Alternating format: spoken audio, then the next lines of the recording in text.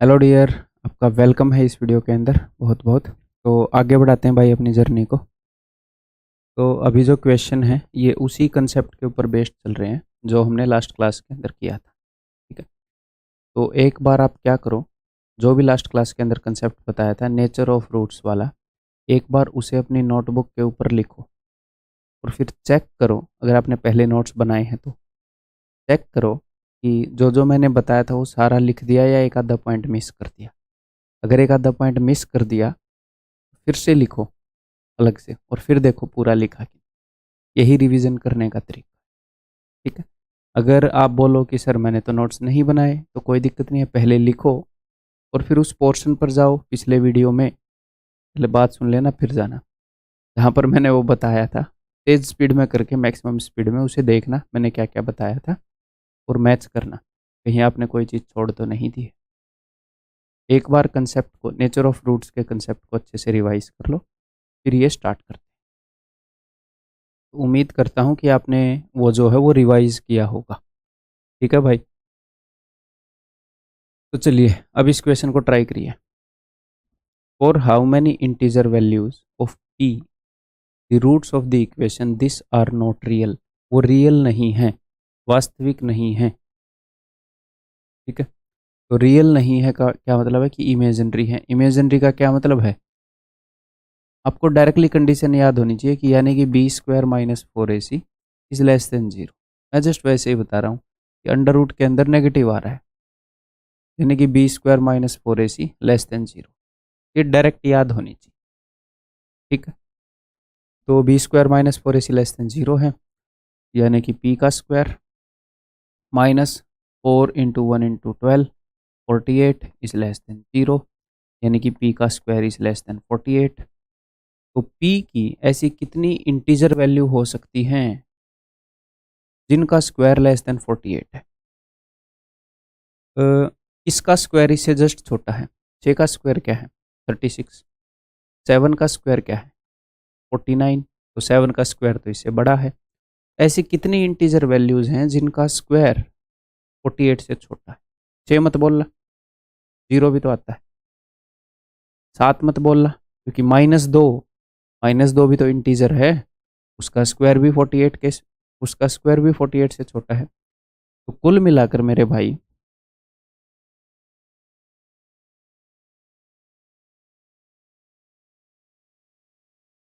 ये सारी वैल्यूज हैं। 6 वैल्यूज ऐसी हैं जो पॉजिटिव हैं और उनका स्क्वायर 48 से छोटा है। एक ये जीरो हो गई और 6 वैल्यूज ऐसी हैं जो नेगेटिव हैं। ठीक है, तो टोटल 6 और 6 12 और एक 13 वैल्यूज हैं जो कि इंटीजर्स हैं। इसने इंटीजर पूछा, नेचुरल नंबर नहीं पूछा भाई। ठीक है, इंटीजर पूछा तो नेगेटिव वाले भी इंटीजर होते हैं। टोटल 13 ऐसी वैल्यू हैं जो इस कंडीशन को सेटिस्फाई करेंगी और इस कंडीशन को सेटिस्फाई करेंगी तो इसको भी सेटिस्फाई करेंगी। वहीं से तो आए हैं हम, तो उत्तर क्या हो जाएगा इसका 13। ठीक है, आगे बढ़ जाऊं, ये बताओ अब आएगा ना मजा वीडू। अब तीन मतलब ऐसे ऐसे क्वेश्चन, ये बड़े बड़े भयंकर वाले क्वेश्चन लेकर आ रहा हूँ। ठीक है, देखता हूँ आप उन तीन में से कितने करोगे। If the equation this has equal roots then which one of the following is correct. अगर इसके इक्वल रूट्स हैं, अगर इसके मूल बराबर हैं। इक्वल रूट्स का क्या मतलब है, इक्वल रूट्स का मतलब है भाई कि B square minus four A C is equal to zero, या फिर हम ये बोल सकते हैं कि B square is equal to four A C. Simple है, तो मैं यही करने वाला हूँ कि B square is equal to four A C. चलिए जी करते हैं। तो यहाँ पर ये पूरा है जी ए एक्स स्क्वायर का कोफिशिएंट, ये पूरा है मेरे भाई बी एक्स का कोफिशिएंट साइन के साथ, और ये पूरा है कांस्टेंट टर्म, इसके साथ एक्स की कोई भी पावर है ही नहीं। तो बी स्क्वायर यानी कि ये, तो इसका स्क्वायर कर रहा हूँ मैं, तो फोर, दो का स्क्वायर क्या हो जाएगा 4 into A C plus B D का स्क्वायर, इस पूरे का स्क्वायर कर दिया मैंने, is equal to four A C, four into A into C. अब मेरे भाई यहाँ पर तो मैंने ऐसे लिख दिया, आप अगर चाहते तो आप एग्जाम में ऐसे कर सकते थे कि 4 इंटू इसका स्क्वायर डायरेक्टली लिख सकते थे, वहां पर देखकर इस स्टेप को गायब कर सकते थे। ठीक है, मुझे तो समझाना है ना भाई। तो ये कट गया, चलिए सॉल्व करते हैं। इट इम्प्लाइज दैट, इसका स्क्वायर खोल रहा हूँ मैं, ए प्लस बी का होल स्क्वायर कर रहा हूँ बस।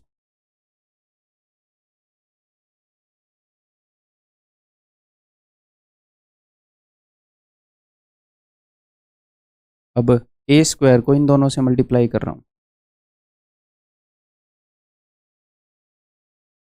अब मैं बी स्क्वायर को दोनों से एक एक करके मल्टीप्लाई कर रहा हूँ। और इस टाइप की कंडीशन मैं आपको बता देता हूँ, अलजेब्रा में मैंने पहले आपसे डील करवाई है, हमने पहले भी डील करी है, जो इस क्वेश्चन में कंडीशन आएगी वो।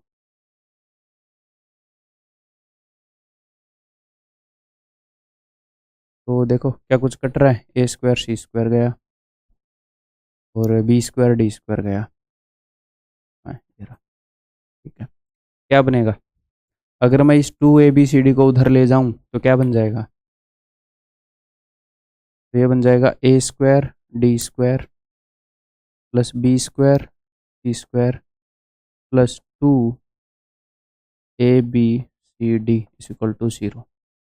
इस 2abcd की खासियत ये है कि यहाँ पर आप इसको ऐसे देख रहे थे कि 2 into A C into B D, 2 into A C into B D, और यहाँ पर मैं इसको ऐसे देख सकता हूँ, हाँ ए सी इंटू बी डी, मैं सोचा सेम आ गया। और यहाँ पर मैं इसको ऐसे देख सकता हूँ 2 into A D into B C, A D into B C. भाई ऐसे मन ही मन मान सकते हैं क्या, इसमें क्या दिक्कत है, आगे पीछे करके लिख दो, सारे हैं तो गुणा में ही। तो इसको मैं मन ही मन में ऐसे देखूँ तो ये क्या बन जाएगा, ए डी का होल स्क्वायर बी सी का होल स्क्वायर और twice of A D into B C, तो ये तो ए माइनस बी का होल स्क्वायर बन गया। तो इसका मतलब है कि A D minus B C का whole square is equal to 0, यानी कि A D minus B C is equal to 0। इसका मतलब है कि A D is equal to B C, यहाँ पर इन्होंने यही दे दिया, A D is equal to B C. और मैंने, अगर आपको याद हो, मैंने पहले आपको ये बताया था इस कंडीशन में कि ज़रूरी नहीं है वो ऐसे देगा, वो इसको ऐसे भी दे सकता है कि भाई बी को इधर ले आया, ऑप्शन में ऐसे भी दे सकता है A by B is equal to C by D, हो सकता है ऐसे भी दे दे कि A by B minus C by D is equal to 0। तो वो तो हम यहाँ पर पहुँचने के बाद थोड़ा सा ऑप्शन के ऊपर नज़र मारेंगे। ऐसे भी दे दे D by B is equal to C by A. ठीक है, तो सबको नज़र मारनी पड़ेगी ऑप्शन पर कि सर हम कहाँ जाएंगे, अगर उसने ऐसे दे दिया वैसे दे दिया, तो डरने की ज़रूरत नहीं है, सबको नज़र मारनी पड़ेगी ऑप्शन। आगे बढ़ जाऊँ, अगला क्वेश्चन करोगे ऐसा ही होएगा। देखो भाई, बताओ, if the roots of this equation are equal, अगर इस इक्वेशन की रूट्स इक्वल हैं, समान हैं, ठीक है, तो which of the following is correct. और एक अपने सामने कंडीशन है कि A B C should be greater than 0।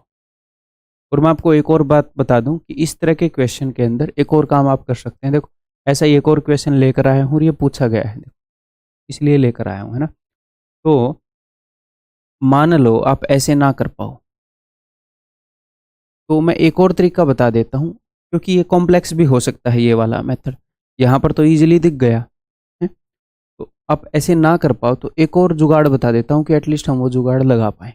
इस क्वेश्चन के ऊपर बता दूँ, फिर हर क्वेश्चन पर नहीं बताऊँ। ठीक है, जैसे ध्यान से मेरी बात को सुनिएगा, जैसे उस भाई ने ये बोला है अगर इस इक्वेशन के रूट्स इक्वल हैं, ठीक है सर इसके रूट्स इक्वल हैं, तो निम्न में से कौन सा ट्रू होएगा, यही बोला है। तो निम्नलिखित में से कौन सा ट्रू होएगा, तो ठीक है जी, इस इक्वेशन के रूट्स इक्वल हैं तो कौन सी कंडीशन ट्रू होएगी, समझ में आ गया। तो मान लो उत्तर ये भी हो सकता है, ये भी हमें तो पता नहीं। तो मैं सोचता हूं कि मैंने मान लिया कि हो सकता है ये कंडीशन ट्रू हो। तो अगर ये कंडीशन ट्रू होती है तो क्या इसके रूट्स इक्वल होएंगे, चेक करके देखें। तो ये कंडीशन ट्रू कैसे करेंगे सर, कैसे भी कर लो, इनकी वैल्यू लो। मैंने ए को 1 मान लिया, बी को 4, इसको 2 मान लिया, इसको 2, 2 दूनी 4, ये वैल्यूज पुट करके देखो। ठीक है सर, तो एक कुछ ना कोई इक्वेशन निकल कर आ जाएगी। हाँ जी सर। फिर ये देखो उस इक्वेशन के रूट्स इक्वल हैं कि नहीं। फिर ये हम कैसे देखें, उस इक्वेशन में बी स्क्वायर 4ac के बराबर है कि नहीं। अगर उसमें इक्वल निकले तो ये उत्तर है, ना निकले तो अगला चेक कर लो, फिर अगला चेक कर लो। एट लीस्ट मान लो एग्जाम में एक ऐसा क्वेश्चन आ जाए जिसकी हम ऐसे कंडीशन ना देख पाए, एटलीस्ट अपने पास ये ऑप्शन हो ना कि कैसे ना कैसे करके कर तो पाए एटलीस्ट क्वेश्चन को, है ना। यहाँ पर अगर आपने ये वैल्यूज ले लिया, आप यहाँ पर कुछ भी वैल्यूज ले लो। मैंने इसको 1 ले लिया, इसको 6 ले लिया, इसको 2 ले लिया, इसको 3 ले लिया, 3 दूनी 6, 6 कम से, यहाँ पर भी 6 बना दिया, यहाँ पर भी 6, यहाँ पर भी 8 बना दो, यहाँ पर भी 8, यहाँ पर भी 4 बना दिया, यहाँ पर भी 4, आपकी मर्जी है भाई। तो ऐसे एक एक तरीके से करके दिखा दूं, मतलब एक बार मैं करके दिखा दूं, मैं बोल क्या रहा हूँ, इन दोनों ऑप्शन के ऊपर करके दिखा दूं। हाँ, बस यही कंडीशन इसको सेटिस्फाई ना कर रही हूँ, एक बार मैं वो भी चेक कर लूँ कि a इंटू डी, तो a into D 1 into 2 equal to 4 into 2 into C नहीं है। ये ना हो कि ये सेट ऑफ वैल्यूज इसको भी सेटिस्फाई कर रहा है, इसको भी, फिर मुझे क्या पता चलेगा कौन सी कंडीशन ट्रू है। a into C 1 into 2 equal to B into D, इसको भी सेटिस्फाई नहीं कर रही। एक बार चेक करके देखूँ, इससे इक्वेशन बना के देखते हैं। ए स्क्वायर प्लस बी स्क्वायर यानी कि 1 का स्क्वायर प्लस 4 का स्क्वायर 16 और 1 17 X square, 17 X square. A into C यानी कि 1 into 2 plus B into D, 4 दूनी 8, 8 और 2 10 दूनी 20 minus 20 X, C square D square यानी कि इसका स्क्वायर 4, इसका स्क्वायर 4, 4 और 4 8। मुझे एक बात बताओ, बी स्क्वायर है 400, क्या ये 4ac के इक्वल है? आपको लग रहा है ये 4 इंटू 17 इंटू 8 के इक्वल है? यहाँ पर 17 है ही नहीं, काट दो।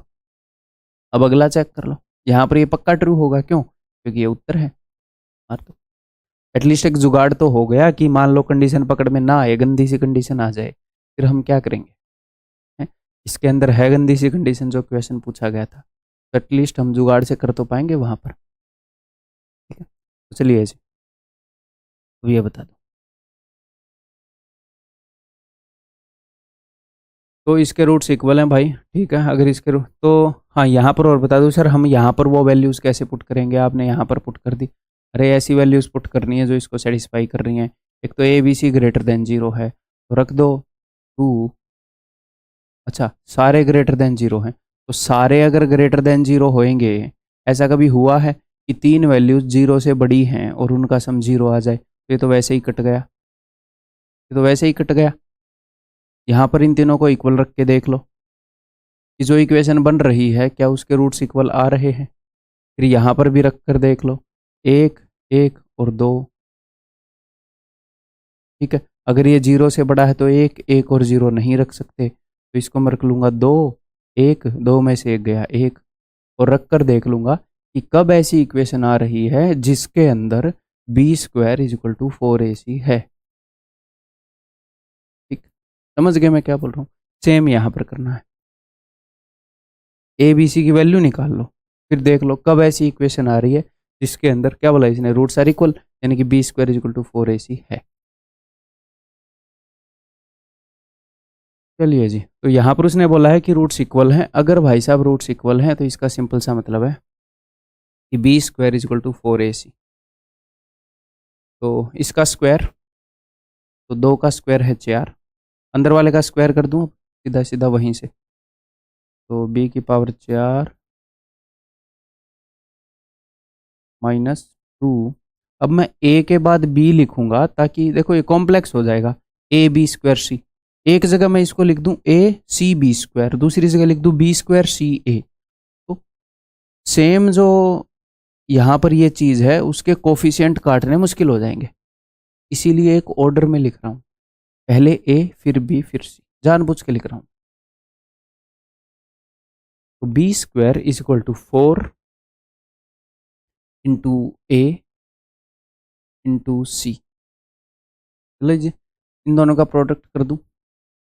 पहले मैं ए स्क्वायर को दोनों से गुणा करूंगा, तो मेरे दिमाग में है ए स्क्वायर और मैं देख रहा हूं यहाँ पर ए स्क्वायर सी स्क्वायर माइनस में ए क्यूब बी।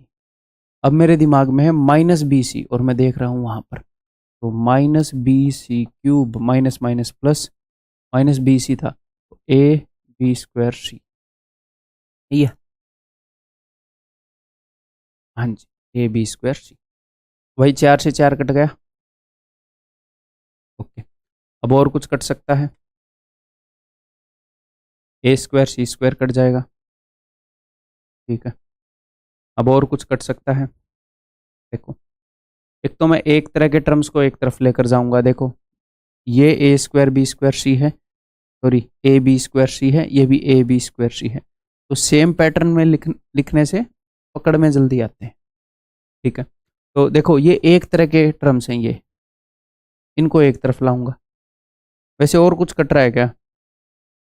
देखो, इन सब जगह जो भी चीज़ें बची हैं उन सब के अंदर एक बी है, तो बी को काट दूं दोनों तरफ से।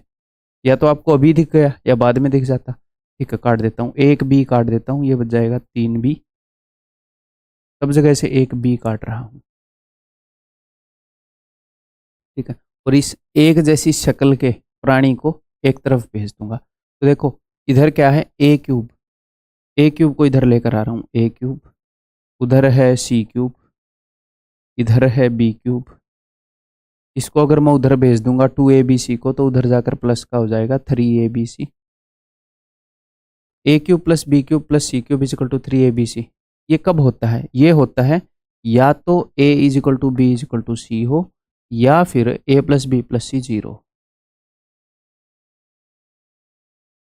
और उसने ये बोल रखा है कि सारे ग्रेटर देन 0 हैं, तो ये नहीं हो सकता भाई साहब, बिकॉज सारे ग्रेटर देन 0 हैं। तो इन सब का सम 0 कैसे हो जाएगा? तो इसका मतलब यही वाला ट्रू है, उत्तर इज इक्वल टू दिस। ठीक है, क्लियर है? ठीक तो क्या है, मैंने कोई साइन की गड़बड़ तो नहीं कर दी, नेगेटिव थे पॉजिटिव थे? ठीक है भाई, ठीक किया। आगे बढ़ जाऊँ अब, अगला क्वेश्चन करोगे? अगला देखो, ऑनेस्टली बताऊँ, मेरे को, मैं आप लोगों से उम्मीद नहीं करता कि अगला आप करोगे। मैं सिर्फ इसकी उम्मीद कर रहा था कि ये बताने के बाद फिर आप ये कर दोगे। अगला मैं उम्मीद नहीं करता, कर दोगे तो मज़ा आ जाएगा, और नहीं कर दोगे तो भी कोई दिक्कत नहीं है। बट टाइम लो थोड़ा, देखो है ऐसा ही, इसी टाइप का है। जैसे मैं आपको बताता हूँ, देखो, पहले वाले के अंदर एक आइडेंटिटी थी a माइनस बी का होल स्क्वायर इजिकल टू 0। अगले वाले के अंदर कंडीशन हमने फॉलो करी, तो A cube B cube C cube is equal to 3abc एक आइडेंटिटी है जो पहले एलजेब्रा में यूज़ करी, यही पहले एलजेब्रा में यूज़ करी। ऐसी ही यहाँ पर भी एक आइडेंटिटी बनेगी। कौन सी बनेगी? देखो, कुछ ना कुछ तो बनेगा जिसको हम जानते हैं।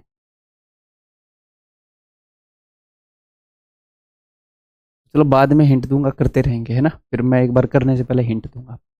तो उसने बोला है कि इस इक्वेशन के रूट्स जो हैं वो इक्वल हैं। अगर भाई साहब रूट्स इक्वल हैं, तो यानी कि B square is equal to 4ac, यानी कि इसका square,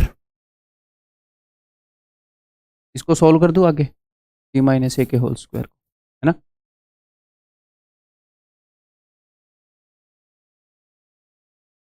is equal to 4ac, तो 4 इंटू दिस a इंटू सी। ठीक है, इन दोनों का प्रोडक्ट कर देता हूँ, b माइनस सी और a माइनस बी का। तो मैं b को दिमाग में रख के यहाँ देख रहा हूँ, A B minus B square. अब मैं माइनस सी को दिमाग में रख के यहाँ देख रहा हूँ, माइनस ए सी प्लस बी सी। कुछ कट रहा है दोनों साइड से, कुछ ना ही कट रहा। ठीक, आगे बढ़ते रहते हैं। It implies that B square C square is equal to A square B square minus 2ab square C is equal to 4a square B C minus 4ab square C minus 4a square C square plus 4ab square. अब कुछ cut रहा हो दोनों तरफ से, तो भाई दोनों तरफ से ए बी स्क्वायर सी है, ए बी, हाँ ये रहा, तो देखो ये माइनस का 2 है, उधर जाएगा तो प्लस का 2 हो जाएगा, तो यानी कि इधर सिर्फ 2 बच जाएगा। ठीक है जी, ताकि आपको समझ में आ जाए कल को। 2ab² बच जाएगा। ठीक है, और कुछ कट रहा हो, जैसे पिछली बार सब में b कॉमन था, यहाँ पर सब में b तो कॉमन नहीं है, ए बी कुछ भी कॉमन नहीं है, कुछ भी नहीं कट रहा। ठीक है, तो अब क्या करें बताओ, सोचो। कुछ ऐसे टर्म है जो एक जैसी शक्ल के दिख रहे हो, यहाँ पर और क्या कर सकते हैं, ये दो दो वेरिएबल वाले हैं, बी सी ए सी। ठीक है, इनको एक बार इकट्ठा कर देते हैं, ये A B C A B C A B C, चार चार वेरिएबल वाले हैं, तो ठीक है उसको मैं इधर लेकर आ रहा हूँ। तो ये हो गया b² c² प्लस a²b²। ये देखो स्क्वायर है पूरा, बी इंटू सी का whole square, A into B का होल स्क्वायर। क्या ये भी किसी चीज का स्क्वायर है? ये दो वेरिएबल वाला मैं इधर लेकर आ रहा हूँ, प्लस में 4। हाँ यार ये भी स्क्वायर है, 2ac का होल स्क्वायर है। ठीक है, अब इनको ही मैं इधर लेकर आ रहा हूँ, -4a²bc, और क्या था, ये रहा, +2ab²c, और ये हो जाएगा -4abc²। ठीक है, अब पहचानना मुश्किल है मेरे हिसाब से तो एक स्टूडेंट के लिए, हिंट दे देता हूँ। ये भी किसी चीज़ का स्क्वायर है, ये भी किसी चीज़ का स्क्वायर है, ये भी किसी चीज़ का स्क्वायर है। कब होता है ऐसा? ऐसा कब होता है कि x² + y² + z², तीन चीज़ों के स्क्वायर आ जाएं इकट्ठे। दो ही आइडेंटिटी की है इसी अब तक, एक तो ये वाली की है और एक ये वाली की है।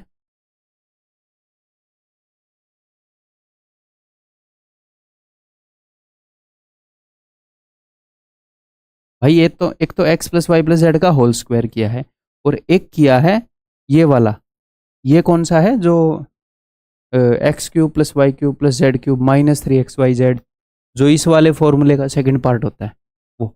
अगर ये 0 होता है तो यानी कि x + y + z इक्वल होते हैं, और ये तो x + y + z का होल स्क्वायर है। तो ये ना हो, ये इनमें से कोई आइडेंटिटी हो। देखो भाई, हिंट दे रहा हूँ, मैं चाह रहा हूँ आप करो। मैं ये दिखाना चाह रहा हूँ कि कैसे अपना दिमाग काम करता है, भले ही टाइम लेके काम करे। ये नहीं है कि आपको ये तुरंत दिख जाएगी एग्जाम में। मैं आपसे एक्सपेक्ट नहीं करता कि एग्जाम में भी आप ये करके आओगे, बट ठीक है, क्योंकि अपने पास टाइम की कमी होती है, इसलिए नहीं कि हम नहीं कर पाएंगे। क्यों नहीं कर पाएंगे? टाइम बेस्ड एग्जाम है, करना कभी ऐसे क्वेश्चन को करना जनरली वाइज नहीं होगा एग्जाम में, समझदारी का काम नहीं होगा, नुकसान हो जाएगा हमें। ठीक है, देखो अब भाई साहब ये तो माइनस है, ये माइनस। अब मैं एक बार देखता हूँ, ये बी और सी का स्क्वायर है, ये ए और बी का स्क्वायर है। तो देखो यहाँ पर क्या है, ए जो है वो दो बार है, एक ए तो आप दे दो बी को, और एक दे दो सी को। ए बी ए सी वाला टर्म है कहीं पे? ए बी वाला ए सी वाला है ना? तो ये देखो, ये है b इंटू सी का होल स्क्वायर, ये है a इंटू बी का होल स्क्वायर, और ये है 2ac का होल स्क्वायर। तो ये वाला टर्म कैसे आ रहा है? ये इन दोनों के प्रोडक्ट से तो आ नहीं रहा, वो वाली तो है नहीं, x² y² z² -xy, तो इन दोनों के प्रोडक्ट से आता। ये तो इन दोनों के प्रोडक्ट का डबल है भाई, तो यानी कि 2xy 2yz 2zx, यानी कि x + y + z का होल स्क्वायर है। ठीक है, देखो इनके प्रोडक्ट के डबल से आ रहा है। हाँ जी सर।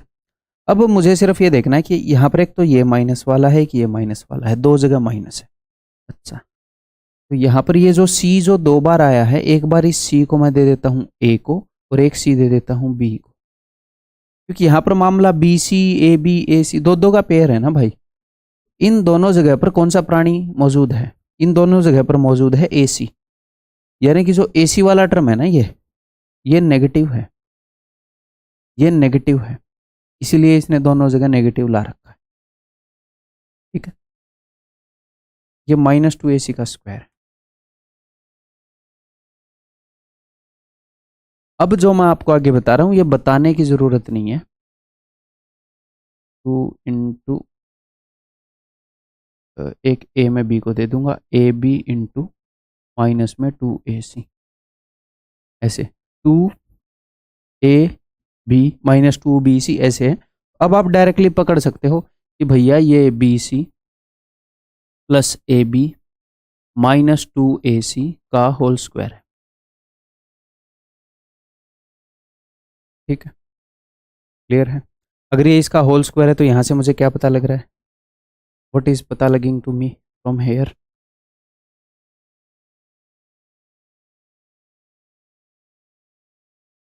तो यहाँ से मुझे पता लग रहा है कि बी आगे बढ़ रहा हूँ मैं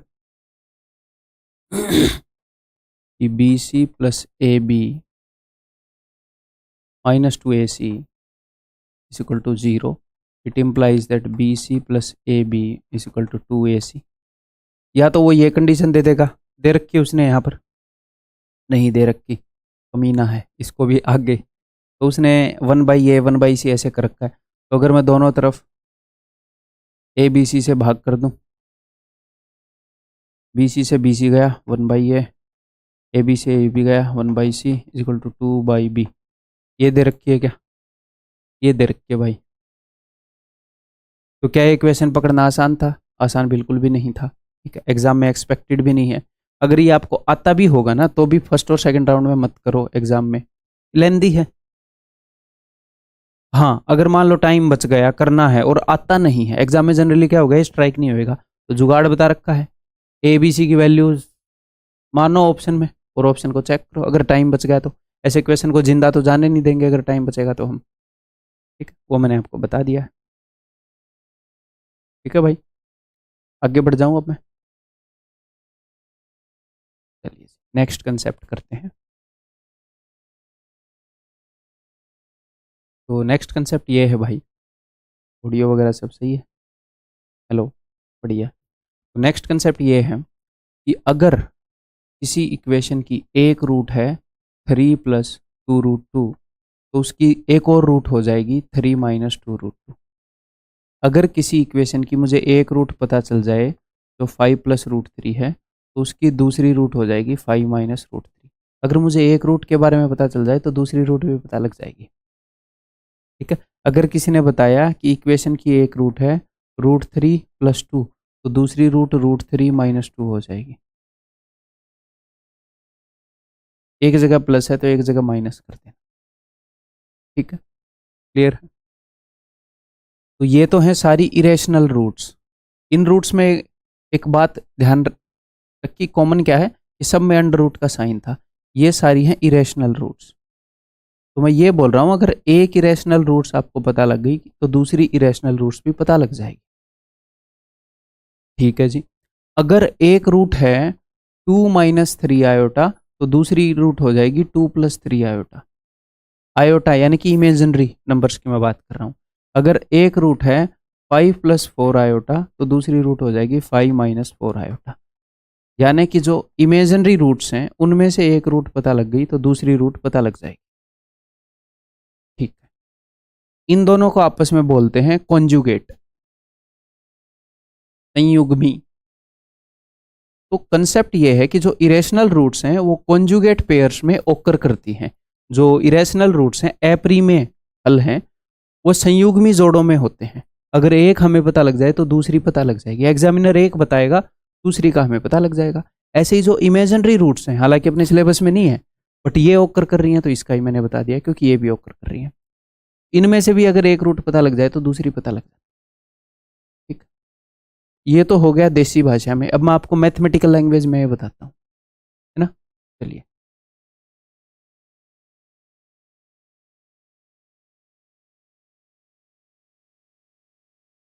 मान लो अगर ax² + bx + c = 0 ये एक क्वाड्रेटिक इक्वेशन है और A B C are rational और ए बी सी रैशनल है। रैशनल यानी कि प्रीमेय है। ये कंडीशन होनी जरूरी है। रैशनल होने का मतलब क्या है सर? मतलब कि ऐसा इक्वेशन ना हो √3x² + 5x - 7 = 0। तो ये जो ए है ये इरेशनल हो गया। ऐसी इक्वेशन के ऊपर ये लागू नहीं होता। ऐसी इक्वेशन में अगर एक रूट बताई तो दूसरी निकाल लेंगे कैसे, दोनों इक्वेशन का सम तो पता है, एक हमें पता है तो सम में से उसको घटा दो। ऐसी पर ये लागू नहीं होता, क्योंकि ऐसी इक्वेशन की रूट ऐसे भी हो सकती हैं, एक तो 2 है और एक रूट 3 है। ठीक, मुझे सुनते रहो बस, अपने आप समझ में आ जाएगा। तो if A B C are rational then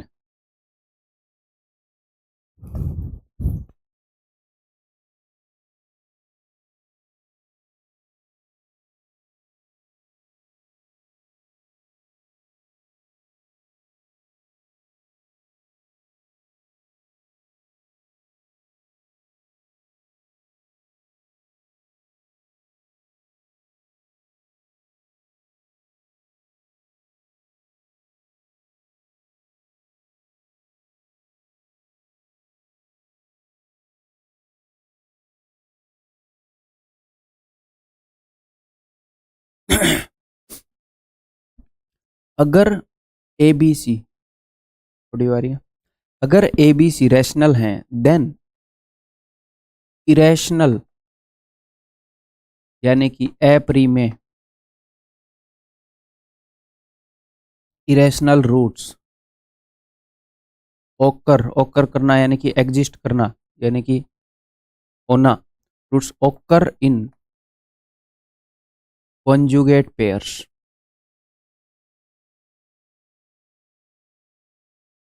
अगर किसी इक्वेशन में ए बी सी रैशनल हैं तो इरेशनल रूट्स कॉन्जुगेट पेयर्स में ओकर करती हैं।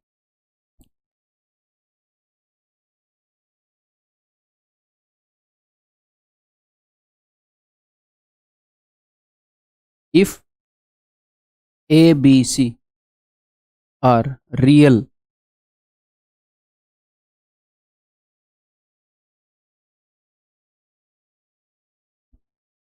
देन इमेजिनरी रूट्स, वैसे इमेजिनरी नहीं होगा, कॉम्प्लेक्स रूट्स, क्या ही फर्क पड़ता है, मतलब आप समझ गए, ओकर इन कॉन्जुगेट पेयर्स। अब बात आ गई समझ में। अगर मैंने आपको एक ऐसी इक्वेशन दी,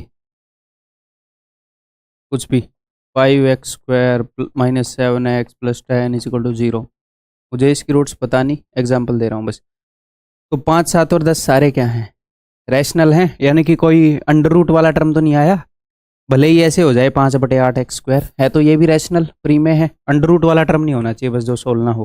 ठीक है, तो अगर इसकी एग्जामिनर ने ये बता दी कि एक रूट है भैया 2√2 + 5, तो सीधा बोलो दूसरी रूट होगी 2√2 - 5।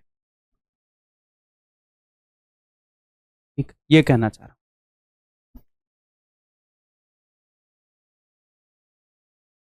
तो अब इसको करें, अब आप यूज़ करने के लिए आतुर हो गए, इसको यूज़ कर दें, तो यूज़ करवाता हूँ आपसे, ये लो।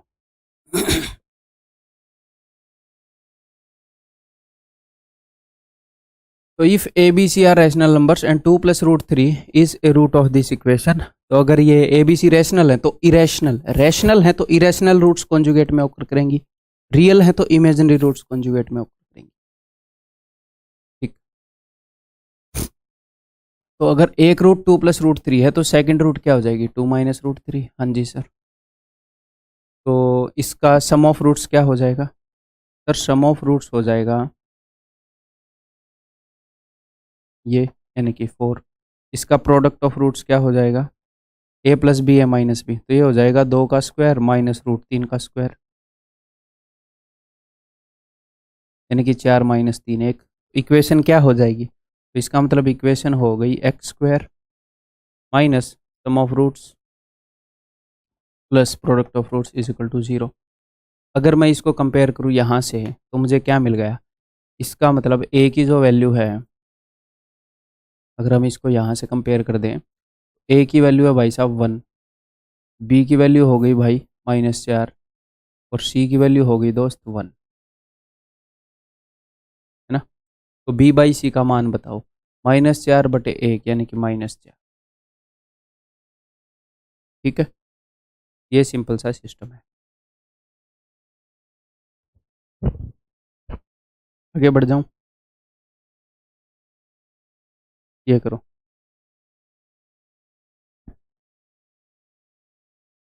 ए root of this equation where A B C are rational, A B C rational numbers हैं। अगर एक रूट ये है, अगर आप बोलो सर वो ये ऐसे ना बोले कि ए बी सी रैशनल है, अगर ए बी सी रैशनल ना हो कोई दिक्कत नहीं है, फिर वो ऐसा कुछ देगा ना ताकि हम सोल्व कर पाए। तो यहाँ पर सम ऑफ रूट या प्रोडक्ट ऑफ रूट कुछ ना कुछ देगा। एक रूट हमें पता है, अगर दो चीज़ों का सम या प्रोडक्ट पता है तो दूसरी भी आ जाएगी, है ना। अगर वो ये सब रैशनल बता रहा है तो दोनों रूट उसे बताने की ज़रूरत ही नहीं है, एक बताते ही दूसरी पता लग रही है। तो अगर एक रूट 5 + 3√3 है तो दूसरी रूट 5 - 3√3 हो जाएगी। ठीक है, तो सम ऑफ रूट्स क्या हो गया, 5 और 5 10, 3√3 से 3√3 गया। प्रोडक्ट ऑफ रूट्स क्या हो गया, a + b a - b, a² - b², 5 5 25 -3 3 होती है 27, यानी कि -2। इक्वेशन क्या बन जाएगी, x² - sum of roots plus product of roots is equal to 0। अगर मैं इसको कंपेयर कर दूं इससे, a की वैल्यू क्या निकल के आ रही है 1, b की वैल्यू क्या निकल के आ रही है -10 और c की वैल्यू -2। तो ये पूछ रहा है। और रेशियो एंड प्रोपोर्शन के अंदर और एलजेब्रा के अंदर भी मैंने आपको बताया है कि जब यहाँ पर मुझे ए बी और सी का वैल्यूज़ मिल गया, चलो एक हिसाब से तो ये हमें रेशियो मिलता है। सर रेशियो क्यों मिलता है, चलो ये अंडरस्टैंडिंग भी बता दूं। देखो, अगर मेरे पास ये इक्वेशन है, अगर मैं दोनों तरफ 2 से गुणा कर दूं, इक्वेशन बदल तो नहीं जाएगी भाई, रूट्स बदल तो नहीं जाएंगी, इक्वेशन तो सेम ही रहेगी। तो मैं ऐसे ही बोल सकता हूँ a की वैल्यू 2 है, b की वैल्यू -20 है, c की वैल्यू -4 है। एक्चुअल में तो हमें ए बी सी का रेशियो मिल रहा होता है।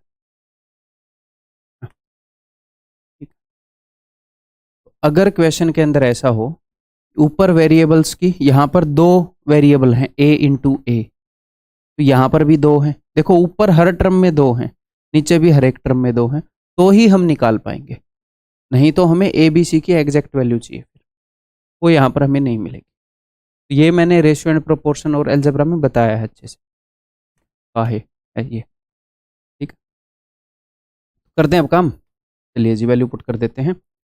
a² यानी कि 1, b का स्क्वायर यानी कि 100,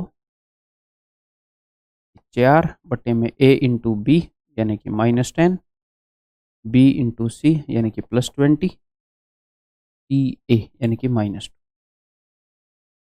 105 बटे में 20 में से 12 गए 8। ठीक है, क्लियर है। अब आगे बढ़ जाऊं, इसके बहुत ज़्यादा क्वेश्चन करने की ज़रूरत नहीं है। नेक्स्ट कंसेप्ट है भाई साइन ऑफ रूट्स। ये मैं अब तक आपको बता चुका हूँ, बस एक बार अब डिटेल में बता दूँ। साइन ऑफ रूट्स का क्या मतलब है, साइन यानी कि रूट्स पॉजिटिव हैं या नेगेटिव हैं, एक रूट पॉजिटिव है या 2 रूट पॉजिटिव हैं, क्या है, बड़ी रूट पॉजिटिव है, छोटी रूट पॉजिटिव है, क्या है, इसको बोलते हैं साइन ऑफ रूट्स। कि दोनों रूट्स का हमें साइन पता लग जाए बड़ी छोटी करके। तो देखो सिंपल सी बात है, अगर देखना इसको कैसे रिप्रेजेंट करूं वो मैं देख लेता हूं।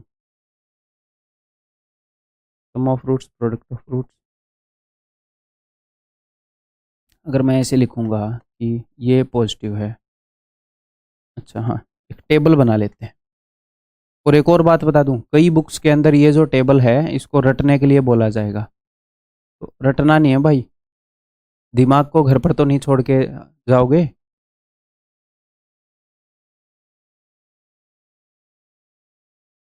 अगर दिमाग घर पर छोड़कर जा रहे हो तो रट लेना, अदरवाइज रटने की जरूरत नहीं है, फालतू की बकवास है रटना। देखो, अगर मेरे पास एक इक्वेशन है, वहां पर सम ऑफ रूट्स भी पॉजिटिव है और प्रोडक्ट ऑफ रूट्स भी पॉजिटिव है, तो दिमाग लगाना है। और दिमाग कहाँ से लगाना स्टार्ट होएगा, दिमाग लगना स्टार्ट होएगा प्रोडक्ट ऑफ रूट से। मैं इसको पहले लिख देता हूँ।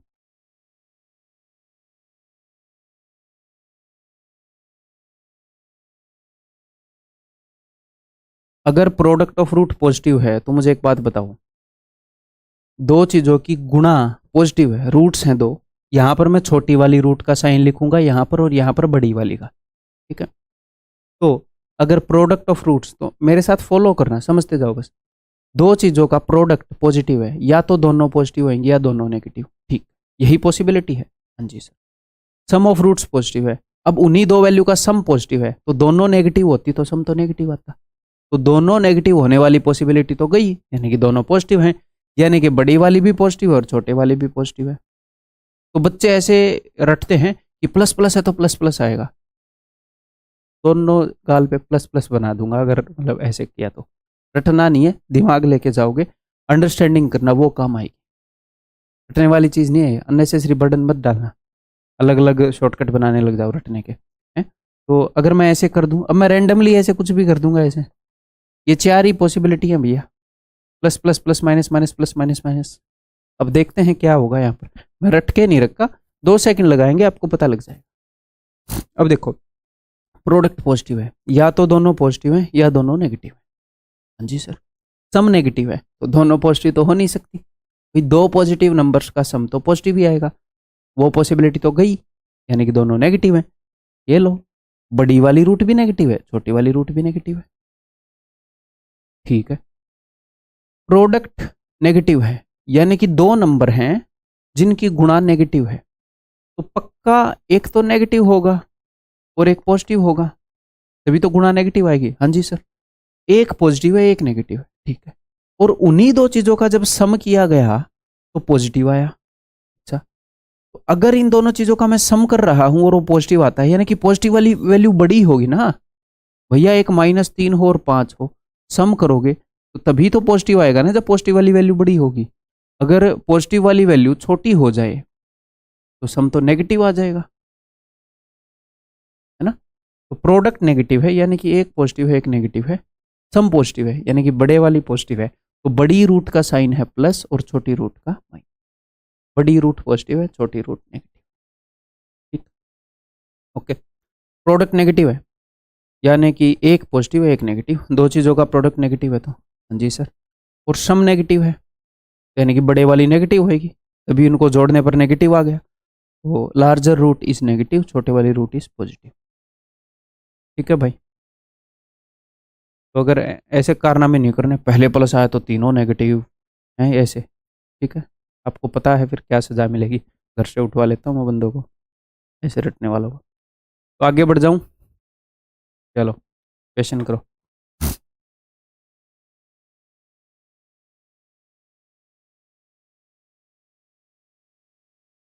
What is the least integral value of k for which this equation has both the roots positive?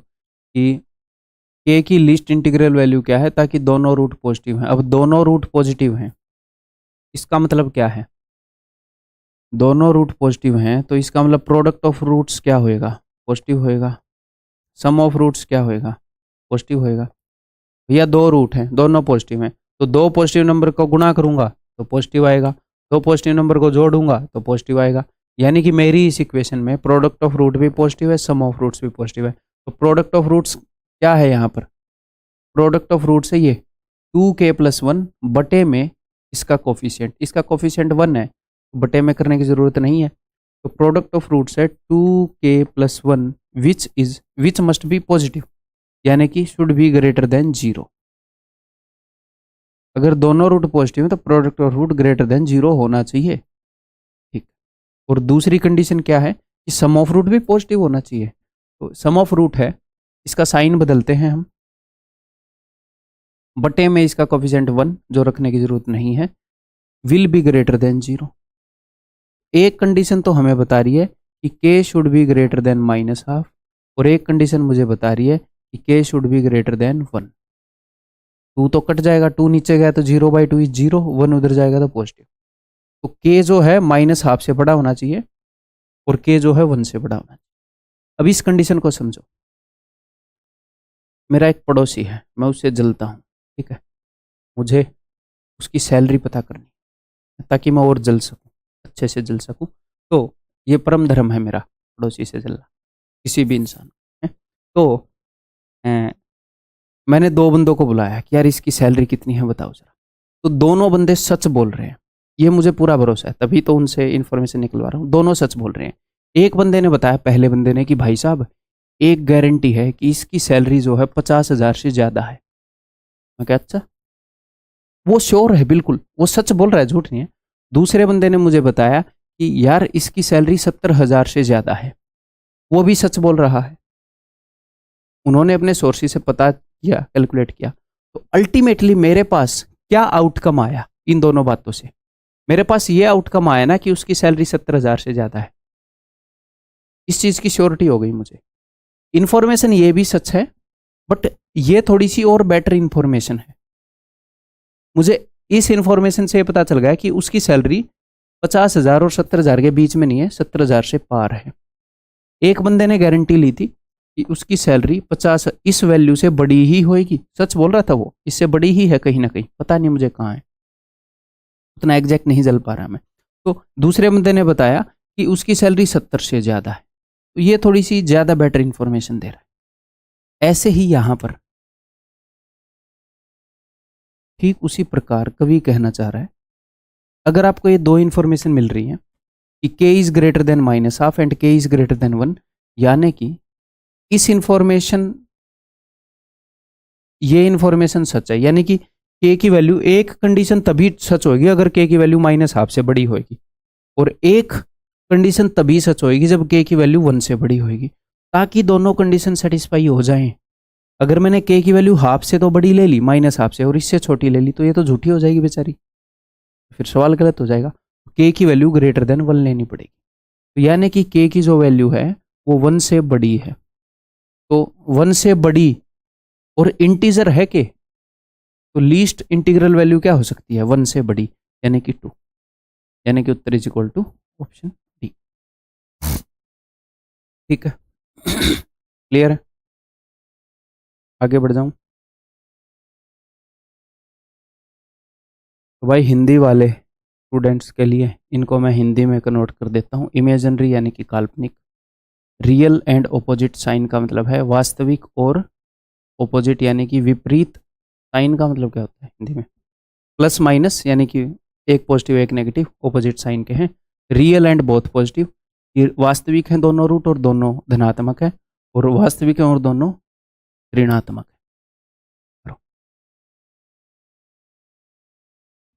If 0 is less then p is less then 1, तो जो p जो है वो 0 और 1 के बीच में है। p इनके बराबर नहीं है, इनके सिर्फ बीच में है। p की वैल्यू ये है बेचारी की, यहाँ पर कहीं पर भी हो सकती है। तो इसके जो रूट्स हैं वो क्या हैं? तो रूट्स का अगर हमें साइन देखना है, अगर रूट्स के साइन की बात हो तो आपकी यही अंडरस्टैंडिंग काम आएगी कि दोनों रूट्स पॉजिटिव हैं तो ये क्या है, दोनों रूट्स नेगेटिव हैं तो इनका क्या साइन होएगा, या फिर अगर इनका साइन मिल जाए तो रूट्स का क्या साइन होएगा, यही अंडरस्टैंडिंग काम आएगी। देखो, तो मुझे बताना है कि रूट्स के बारे में, कि रूट्स क्या है, तो मुझे निकालना पड़ेगा कि सम ऑफ रूट और प्रोडक्ट ऑफ रूट का क्या मामला है। प्रोडक्ट ऑफ रूट से शुरुआत करने से अच्छा रहता है। तो प्रोडक्ट ऑफ रूट से भैया p बटे में 1 माइनस पी। अब p की वैल्यू मुझे पता है कि 1 से तो छोटी ही है और 0 से बड़ी है, तो अगर 1 से छोटी है और 0 से बड़ी है तो मैं श्योर हूं ऊपर वाली वैल्यू तो पॉजिटिव है, भाई ये पॉजिटिव ही है, और नीचे वाली जो वैल्यू है 1 में से घटाया गया है 1 से छोटी वैल्यू, तो ये भी पॉजिटिव ही आएगी। तो यानी कि ओवरऑल जो अपना प्रोडक्ट है वो तो पॉजिटिव है। ठीक है भाई, और sum of roots, sum of roots है इसके हिसाब से -4 बटे में 1 माइनस पी। तो किसी फ्रैक्शन में a बाई बी जो है ये पॉजिटिव है नेगेटिव है कैसे पता चलेगा? अगर a और b दोनों पॉजिटिव हों तो पॉजिटिव हो जाएगी फ्रैक्शन, अगर इनमें से कोई भी एक नेगेटिव हुआ तो नेगेटिव हो जाएगी, कोई भी एक नेगेटिव हुआ तो नेगेटिव हो जाएगी, अगर दोनों नेगेटिव हुए तो फिर पॉजिटिव हो जाएगी, है ना, माइनस माइनस कट जाएंगे। तो यही है मामला, यही चेक कर रहे हैं।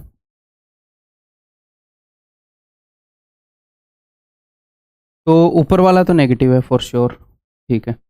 अब मैं 1 में से घटा रहा हूँ, 1 में से किसको घटा रहा हूँ मैं? p को, तो 1 से छोटी चीज़ है, छोटी चीज़ को घटाऊंगा तो पॉजिटिव रहेगा, बड़ी चीज़ को घटाऊंगा नेगेटिव, तो 1 में से 1 से छोटी चीज़ घटा रहा हूँ तो ये पॉजिटिव है, यानी कि जो सम ऑफ रूट है वो भैया नेगेटिव है। ठीक है जी, तो इसका मतलब ये मुझे पता लग रहा है यहाँ से कि प्रोडक्ट पॉजिटिव है, यानी कि या तो दोनों पॉजिटिव है या दोनों नेगेटिव, दो चीज़ों का प्रोडक्ट पॉजिटिव है। तो अब सम ऑफ रूट्स नेगेटिव है, तो दोनों पॉजिटिव तो होने से रही, यानी कि दोनों नेगेटिव हैं, यानी कि बोथ नेगेटिव पता लगा मुझे यहाँ से। ठीक है, तो अब ऑपोजिट साइन वाला तो कट गया, बोथ पॉजिटिव वाला तो कट गया। अब ये है या ये है, क्या है मामला देखते हैं। अब रूट देखो, साइन तो आपको यहां से पता चल गया कि बोथ नेगेटिव हैं। अब ये क्या है, रियल, रियल है या इमेजिनरी, ये मैंने कौन से कंसेप्ट में बताया, नेचर ऑफ रूट्स। रियल और इमेजिनरी का कब पता चलता है, जब बी स्क्वायर माइनस 4ac का पता चले। तो इसका B square minus 4ac check करो, चेक करते हैं। तो उसका बी स्क्वायर यानी कि 4 का square 16 minus 4 into A into सी, तो 4p इंटू 1 माइनस पी। अब ये ग्रेटर देन 0 है या क्या मामला है देखते हैं। अब ये तो है 16, ये क्या है, तो ये है भैया p जो है दिस इज लेस देन 1 और पॉजिटिव है, लेस देन 1 है और पॉजिटिव है, ये भी ध्यान रखना। और 1 माइनस पी है। अब 1 में से कोई चीज़ घटाओगे, 1 में से कोई चीज़ घटा दोगे तो वो छोटा हो जाएगा, ये भी लेस देन 1 है। अब 4 को आप गुणा कर दोगे 1 से छोटी चीज़ों से, ये तो भाई साहब और छोटा हो जाएगा, छोटा ही हो जाएगा ये और ज़्यादा बेचारा। इससे गुणा करेंगे और छोटा हो गया, 1 से छोटी फ्रैक्शन से और छोटा हो गया। तो ये यहाँ पर जो वैल्यू है दिस वैल्यू, ये वैल्यू होनी चाहिए लेस देन 4। अब 16 में से आप घटा रहे हो 4 से छोटी चीज़, तो पक्का पॉजिटिव ही आएगा, यानी कि B square minus 4ac is greater than 0। तो ग्रेटर देन 0 यानी कि रूट्स रियल होंगी। यहाँ से मुझे पता चल रहा है रियल है, यहाँ से मुझे पता चल रहा है नेगेटिव है, रियल एंड बोथ नेगेटिव। ठीक है, मज़ा आया कि नहीं आया? ठीक है, क्या ये मज़ा पूरे भारत को देना चाहते हो आप? मेरा एक सपना है, आप लोगों को बताऊं, मेरा ये सपना है कि मैं पूरे इंडिया में जो स्कूल की एजुकेशन है उसे प्रोवाइड करूं। I am looking forward to that, कभी तो करूंगा, ताकि सारे बच्चे जो स्कूल के उनको पढ़ा पाऊँ अच्छे से, उनके बेसिक्स मैं स्कूल में ही क्लियर कर दूँ, जब वो कॉम्पिटिटिव एग्ज़ाम में आए उनको आना ही ना पड़े, वो मतलब IIT JEE वाले में ही निकल जाएं, डॉक्टर वगैरह इंजीनियर वगैरह बन जाएं, और जो यहाँ पर आए वो भी फर्स्ट अटैम्प्ट में तबाही कर दें। चलो ये करो। The value of the quadratic polynomial this is always positive, ये हमेशा पॉजिटिव है। ठीक है जी, इसकी वैल्यू पॉजिटिव है, इसके रूट्स वगैरह की बात नहीं कर रहा मैं। एक क्वाड्रेटिक पोलिनोमियल की जो वैल्यू है वो पॉजिटिव है, उसकी वैल्यू क्या होती है सर? ये अब ये क्या है, अरे बताया तो है आपको, इसकी वैल्यू पॉजिटिव है, यानी कि इसके अंदर आप x की वैल्यू कुछ भी रख दो,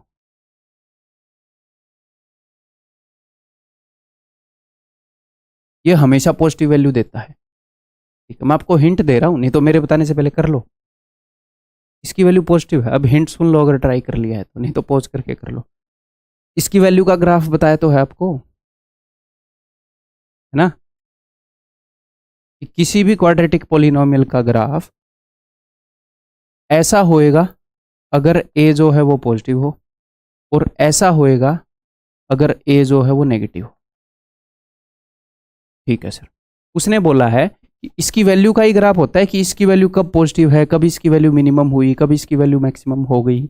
इसकी वैल्यू का ग्राफ होता है कि x की वैल्यू रखने पर इसकी क्या वैल्यू आ रही है, उसको रिप्रेजेंट करता है ग्राफ। ठीक है, तो ये एग्जामिनर मुझे ये बोल रहा है कि the value of this quadratic polynomial is always positive, ये हमेशा पॉजिटिव रहेगी अगर। तो भैया ये हमेशा पॉजिटिव कब रहेगी? क्या इस ग्राफ में ये हमेशा पॉजिटिव है? नहीं सर, नहीं है पॉजिटिव।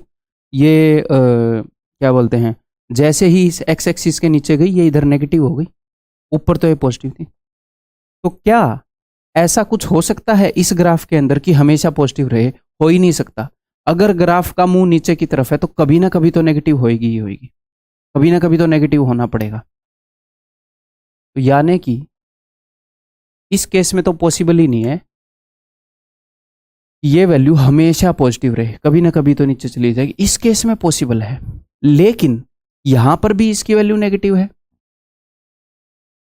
या इसकी वैल्यू यहाँ पर नेगेटिव है, यहाँ पर पॉजिटिव है, लेकिन अगर ग्राफ का मुंह ऊपर की तरफ हो तो एक केस है, कौन सा? जब ये इक्वेशन ऐसे बन रही हो, ऐसे। अच्छा, यहां पर मैं आपको एक और चीज बताता हूं मजेदार।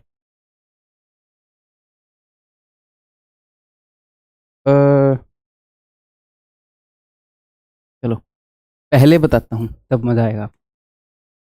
देखो, अगर हमारी रूट्स, अगर किसी इक्वेशन की रूट्स, मान लो मेरे पास एक इक्वेशन है, ठीक है, और यहां पर एक और कंडीशन है कि a is equal to positive, ठीक है, पॉजिटिव या नेगेटिव कुछ भी ले लो, अंडरस्टैंडिंग दे रहा हूं, दोनों पर लागू होगी, ताकि मैं एक ही तरह के ग्राफ बनाऊं, इसलिए पॉजिटिव लिया है। अगर इसकी रूट्स हैं भैया रियल, है तो अगर रियल रूट्स होंगी एंड अनइक्वल, वास्तविक हैं और बराबर नहीं है, तो मुझे एक बात बताओ, इसका कैसा ग्राफ बनेगा? इसकी रूट्स रियल हैं, यानी कि ये कहीं ना कहीं इसको काट रही होगी।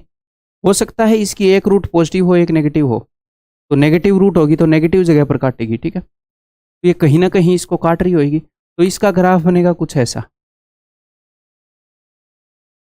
जो भी रूट्स होती हैं वहां पर ये ग्राफ काटता है। ओके, अगर इसकी रूट्स हैं, यहां पर लिख देते हैं रियल एंड इक्वल, तो बताओ मुझे, ए की वैल्यू मैंने पॉजिटिव ले रखी है, तो इसका मतलब ये है कि ग्राफ का मुंह ऊपर ही होएगा। इसकी रूट रियल एंड इक्वल है, रियल एंड इक्वल का क्या मतलब है? यानी कि ए की रूट है, तो इसका मतलब ये एक्स एक्सिस को कहां पर काटता है ग्राफ? जो भी इसकी रूट होती है, तो रूट तो एक ही है, यानी कि सिर्फ एक पॉइंट के ऊपर टच करेगा।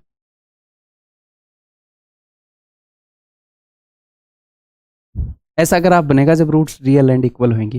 तो अगर इमेजिनरी रूट हुई सर, जो इमेजिनरी रूट होती हैं तो वो इमेजिनरी एंड अनइक्वल होंगी, यानी कि दो जगह पर काटेगा ग्राफ को। हाँ जी सर, तो यहां पर बना लेता हूं ग्राफ। अगर इमेजिनरी रूट हुई तो मुझे एक बात बताओ, ग्राफ को हमेशा उस जगह पर काटा जाता है जहां पर रूट्स हो, ठीक है। अब इसकी रूट है 5 आयोटा और 2 आयोटा। हाँ जी सर, ये है मेरी नंबर लाइन। तो नंबर सिस्टम में मैंने आपको बताया कि जो इमेजिनरी नंबर हैं वो रियल नंबर लाइन पर नहीं होते, ये number line real number line होती है जिसके ऊपर रियल नंबर हूं। तो ये कहां पर काटेगी? इसकी रूट्स तो इमेजिनरी हैं। अगर ये इसको मैं कहीं पर कटवा दूं तो आप बोल दोगे एक तो ये रूट है, एक ये रूट है, बट इसकी रूट तो इमेजिनरी है, तो कहां पर काटेगी? तो ये इस लाइन को इमेजिनरी जगह पर काटेगी। इमेजिनरी जगह पर काटेगी यानी कि काटेगी ही नहीं, ये इसको काट रही है कहां पर? इमेजिनरी जगह पर काट, ठीक है। तो जब रूट्स इमेजिनरी एंड अनइक्वल हो तो ग्राफ ऐसे बनता है, ठीक है। अब मुझे बताओ, इस ग्राफ के अंदर जो अपना क्वाड्रेटिक पोलिनोमियल था, जो अपना क्वाड्रेटिक पोलिनोमियल है, ये इक्वेशन नहीं है सॉरी, जो अपना क्वाड्रेटिक पोलिनोमियल था, इसकी वैल्यू यहां पर पॉजिटिव है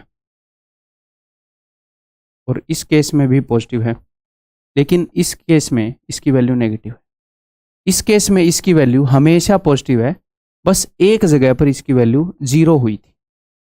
इस केस में इसकी वैल्यू हमेशा पॉजिटिव है। तो जब रूट्स इमेजिनरी एंड अनइक्वल होते हैं ना, तो वो इसको काटता ही नहीं, वो हमेशा एक्स एक्सिस से ऊपर होता है, कभी भी नेगेटिव में जाता ही नहीं, तो हमेशा पॉजिटिव रहती है उसकी वैल्यू, उस क्वाड्रेटिक एक्सप्रेशन की, क्वाड्रेटिक पोलिनोमियल की। तो यहाँ पर ये यही पूछ रहा है कि इसकी वैल्यू हमेशा पॉजिटिव कब होएगी? तो जब ये नेगेटिव में जाएगा ही नहीं, यानी कि ये नीचे जाएगा ही नहीं, ना ही ये इसको टच करेगा, क्योंकि टच करते ही भी इसकी वैल्यू 0 हो जाती है, तब होएगी। तो दो कंडीशन है, एक तो ग्राफ का मुंह ऊपर की तरफ हो, तो ऊपर की तरफ मुंह होता है जब ए की वैल्यू पॉजिटिव हो, और दूसरा बी स्क्वायर, यानी कि उसके रूट्स जो है इमेजिनरी हो, इमेजिनरी होएगा तभी तो ये ऊपर से है, यानी कि B square minus 4ac should be less than 0। ये दो कंडीशन होगी, A is positive and B square minus 4ac is less than 0 option है, ठीक है। मजा आया कि नहीं आया? ठीक है, आगे बढ़ जाऊं मैं, इसको सिंक इन कर लो अपने दिमाग में, जो भी सोचना है सोच लो एक बार। ठीक है, फिर हम आगे बढ़ेंगे। चलिए जी, ये करो। इस क्वेश्चन के बाद ये ऐसे ही मिसलेनियस क्वेश्चन है, तो अब तक जो कंसेप्ट किए उनसे रिलेट मत करना, रैंडमली करने की कोशिश करना, एवं ही मिसलेनियस है बस।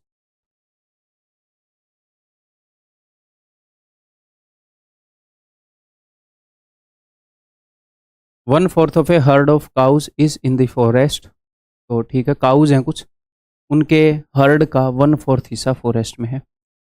Twice the square root of the herd has gone to mountains. तो हर्ड क्या होता है? हर्ड होता है उनका झुंड, तो उनका जो झुंड है उसके स्क्वायर रूट का डबल जो भी आता है वो पहाड़ों में गया हुआ है। ठीक है, तो कुछ भेड़ जो है वो फॉरेस्ट में गई हुई हैं, कुछ पहाड़ों में गई हुई हैं। ठीक है, and remaining 15 are on the banks of a river. बाकी रिवर के अंदर एक बैंक है SBI, वहां पर गई हुई। ठीक है, टोटल नंबर ऑफ काउज कितनी है? तो देखो यहां पर मैं क्या करूं, रिमेनिंग तो उसने बता दी 15 है। ऑप्शन देख लेते हैं ना, ऑप्शन चेक कर लेते हैं।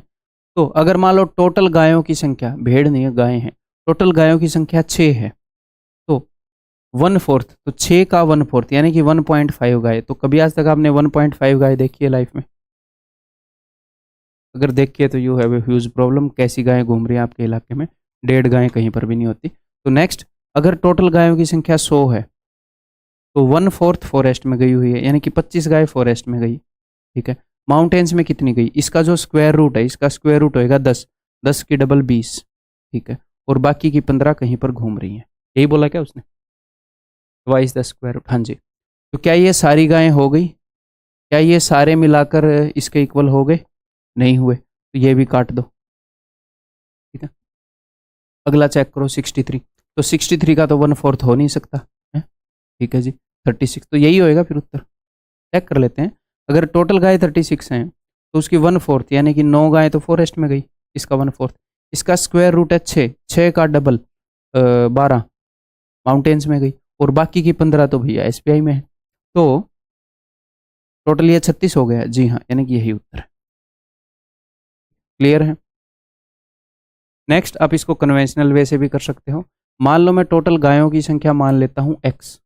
अगर टोटल गायों की संख्या x है तो वन फोर्थ यानी कि 1/4x कहाँ पर गई? फॉरेस्ट में। ट्वाइस द स्क्वायर रूट यानी कि 2 times of under root x कहाँ पर गई? माउंटेन्स में। और बाकी की 15 कहाँ पर है? बैंक में। बैंक में नहीं है, बैंक ऑफ रिवर है।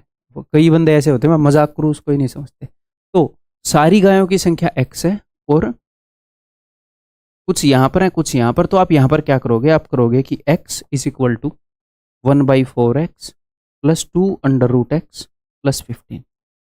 तो ये बहुत ही गंदी इक्वेशन बन जाएगी। तो मैं आपको सिर्फ ये बताना चाह रहा हूँ कि हम इस सिचुएशन से कैसे उभरें। मैं टोटल गायों की संख्या ऐसी क्या मान लूँ कि मुझे इन चीज़ों से डील ना करना पड़े।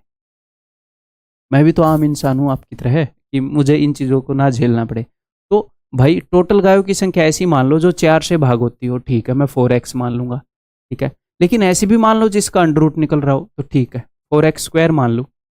ये 4 से भाग भी हो जाता है और ये 2x का स्क्वायर भी है। हाँ, समझ गए?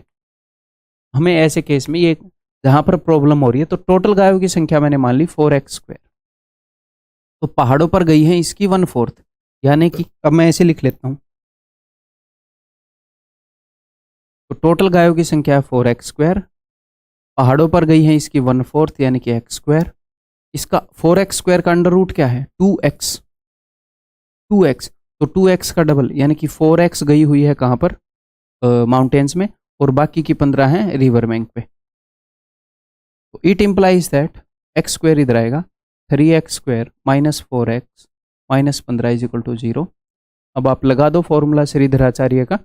तो x is equal to minus B plus minus, side में कर लूँ कोने में, 4 का स्क्वायर 16 माइनस 4ac, तो 15 चौके 60 थी, 180 माइनस माइनस प्लस हो जाएगा, अंडर रूट 196 यानी कि 14 डिवाइडेड बाई 3 का डबल 6।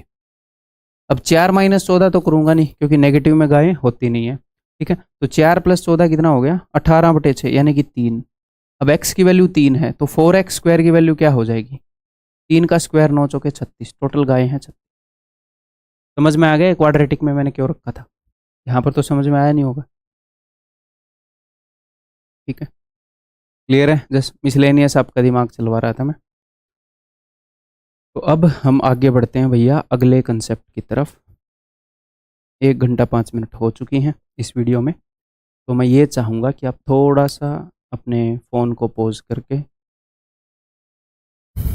रिलैक्स हो जाएं, पानी वानी पीना है पानी वानी पी लें। हाँ बट 2-3 मिनट का ही रेस्ट है ये, कई बच्चे ऐसे होते हैं कि उनको रेस्ट दे दो दोबारा आते ही नहीं। ठीक है, अगर ऐसे करोगे तो ड्रीम्स जो हैं वो रेस्ट इन पीस हो जाएंगे, जो गवर्नमेंट जॉब के ड्रीम्स हैं।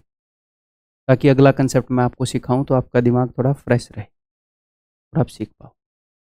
ठीक है, तो थोड़ा सा आप रेस्ट ले सकते हो इसके बीच में, मैं भी पानी वानी पी लेता हूँ, 2-3 मिनट का लेके फिर सीखते हैं।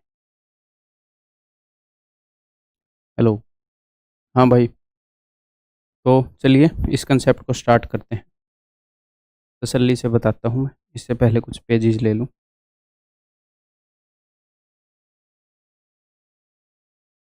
देखो,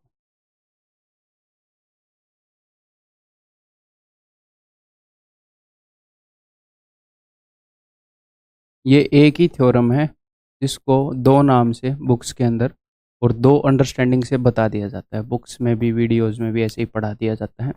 मैं 2 नाम से नहीं पढ़ाऊँगा। वेक्टर को हिंदी में क्या कहते हैं जी? गुणनखंड या फिर शेषफल प्रमेय। ये एक ही चीज़ है, प्रमेय होता है ना। ठीक है, ये क्या चीज़ है ये मैं आपको बताता हूँ। देखो, ये चीज़ ये है कि मान लो मेरे पास एक पोलिनोमियल है एफ एक्स। एफ एक्स का मतलब होता है फंक्शन इन एक्स। ठीक है, जस्ट मैथमेटिकल टर्म है। एक्स के अंदर एक पोलिनोमियल है, तो मैं रैंडमली कोई भी पोलिनोमियल ले रहा हूँ। ठीक है, -2x² + 5x - 7। मैंने रैंडमली कोई भी पोलिनोमियल ले लिया। अगर मैं इसको x-1 से डिवाइड करूं, if F x is divided by x-1, तो जो रिमाइंडर होएगा, यानी कि एफ एक्स को x-1 से डिवाइड करने पर जो भी रिमाइंडर आएगा वो होता है f1। यानी कि x की जगह आप 1 रख दोगे तो वो, एक्सप्लेन करूंगा, टेंशन मत लो। देखो, अगर मैं इसको x-1 से डिवाइड कर रहा हूं तो आप ये करो, मैं इसको जिससे भी डिवाइड कर रहा हूं उसको 0 के इक्वल पुट कर, मैं इसको जिससे भी डिवाइड कर रहा हूं उसको 0 के इक्वल पुट कर दो, और वहां से आप वेरिएबल की वैल्यू निकाल लो क्या निकल रही है। ठीक है, यानी कि मैं निकाल रहा हूं कि मैं इसको जिससे भी डिवाइड कर रहा हूं वो 0 कब हो रहा है, तो ये 0 होएगा जब x की वैल्यू 1 होगी। इसको x-1 से डिवाइड करने पर क्या रिमाइंडर आएगा? ये रिमाइंडर आएगा जब आप इसमें x की जगह 1 रख दो। रख के देखते हैं, x की जगह 1 रख दूंगा तो 4, 1 का स्क्वायर 1 होता है तो -2, और यहाँ पर आ जाएगा +5, और ये है -। यार 0 रिमाइंडर अच्छा नहीं आया। मैं सोच रहा था कि मतलब मैंने तुक्के से किया और 0 आ गया, नहीं आया। नहीं 0, हाँ 0 ही आ गया। 7 और 2 9, 5 और 4 9, 0। जीनियस। ठीक है, मैं रिमाइंडर निकालना चाह रहा था, काहे का जीनियस। इसको इधर 9 कर देते हैं। ठीक है, तो 9 और 2 11, और 5 और 4 9, तो रिमाइंडर आ गया जी -2। ठीक है, अगर मैं इसको x-1 से डिवाइड कर रहा हूं तो -2 रिमाइंडर आएगा। अगर ये x-1 से डिवाइड हो जाएगा तो 0 रिमाइंडर आ जाएगा। ठीक है, वो भी आपने देख लिया। तो अगर इससे इसको डिवाइड करके आपको रिमाइंडर निकालना है तो इसको 0 के इक्वल पुट करो, x की जो भी वैल्यू आए वो यहाँ पर रख दो। अगर ये पूरा पूरा डिवाइड होएगा तो 0 रिमाइंडर आ जाएगा, नहीं होएगा तो जो भी रिमाइंडर आना है आ जाएगा। इसीलिए एक तो अलग अलग थ्योरम की जरूरत नहीं है। एक तो रिमाइंडर थ्योरम है कि जब रिमाइंडर आता है तो ये थ्योरम, जब फैक्टर होता है, फैक्टर होने का क्या मतलब है कि ये इसका फैक्टर है, यानी कि ये इसको डिवाइड करता है, तो इसको डिवाइड करेगा तो जीरो रिमाइंडर आएगा। तो रिमाइंडर थ्योरम ही सोच लो ना कि जब ये इसको डिवाइड कर रहा है तो हम रिमाइंडर निकाल सकते हैं। रिमाइंडर जीरो आया तो यानी कि ये इसको पूरा पूरा भाग कर रहा है, नहीं आया तो नहीं कर रहा और ये रिमाइंडर है। एक तो ये बात क्लियर है, ये अपना थ्योरम है।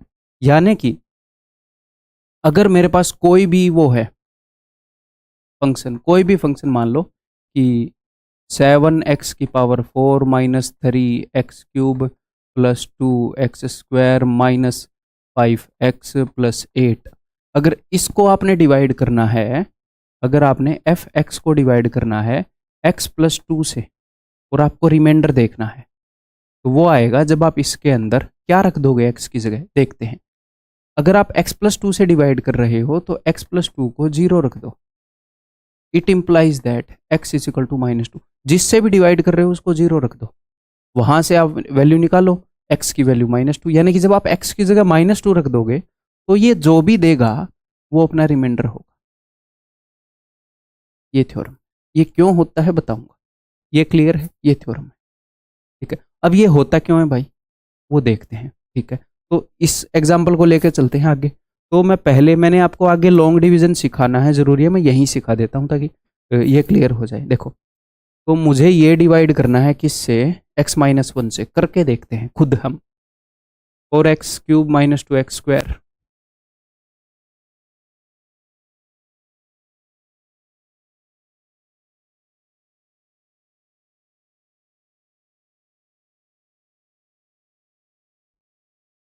4x³ minus 2x² plus 5x-9 plus 5x-9, इसको मैं डिवाइड कर रहा हूँ। हमें ऐसे करके देखने की जरूरत नहीं है, बट आपके दिमाग में फिट करने के लिए ज़रूरी है ये।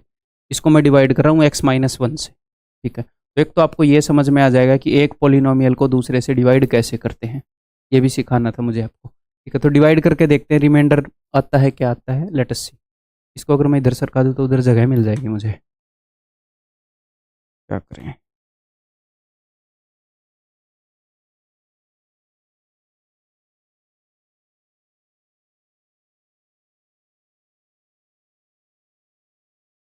तो इसको कैसे डिवाइड करते हैं पता है, यहां पर ऐसी चीज लिखो ताकि ये जो x है ये 4x³ बन जाए। तो ऐसी चीज लिखो कि इससे मल्टीप्लाई होके 4x³ बन जाए।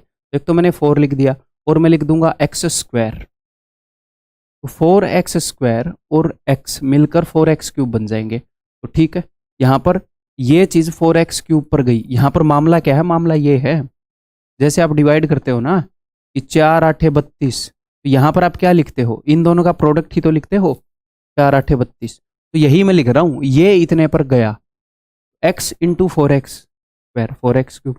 ये तो सेम होना ही था क्योंकि हमने किया ही ऐसे है ये। और अगर आप 4x² को इससे मल्टीप्लाई करोगे तो -4x²।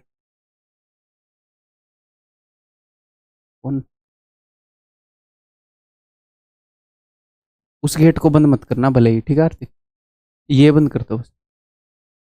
तो हम उसके बाद क्या करते हैं, हम उसके बाद यहाँ इसे घटा रहे होते हैं, यहाँ पर भी घटाएंगे, ठीक है जी। घटाओगे तो साइन बदल जाएंगे, ठीक है जी। तो ये कट गया, हाँ जी। तो 4x² minus 2x², sir 2x², बीच में मत बोलो, मैं खुद कर लूँगा, ठीक है। ऊपर से 5x उतारेंगे, प्लस 5x।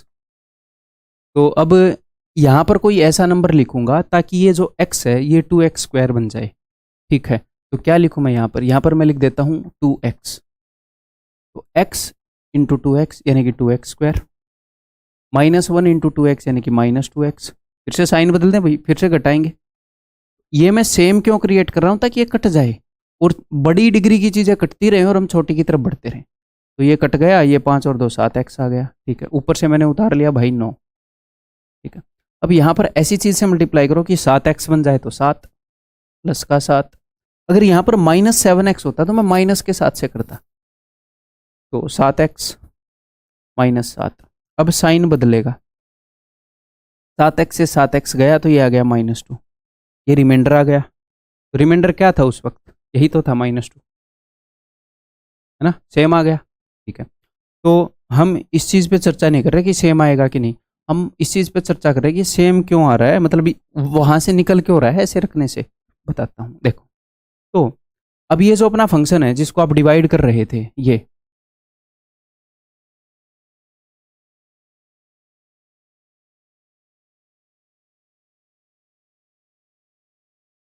इसको आप कैसे लिख सकते हो? अगर मान लो आपके पास ये है 35, तो इसको आप कैसे लिख सकते हो? 4 × 8 + 3 ऐसे लिख सकते हो क्या? वही यहां पर कर दो। This is equal to x-1 into में ये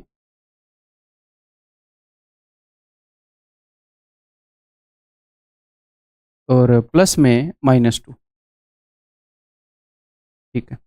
तो मेरे दोस्त अब ध्यान से देखो, अगर मैं किसी भी चीज को किसी भी चीज से डिवाइड करूं, किसी भी नंबर को किसी भी नंबर से डिवाइड करूं, किसी भी पोलिनोमियल को किसी भी पोलिनोमियल से डिवाइड करूं, तो वो हमेशा ऐसे लिखा जाएगा कि this into this plus something.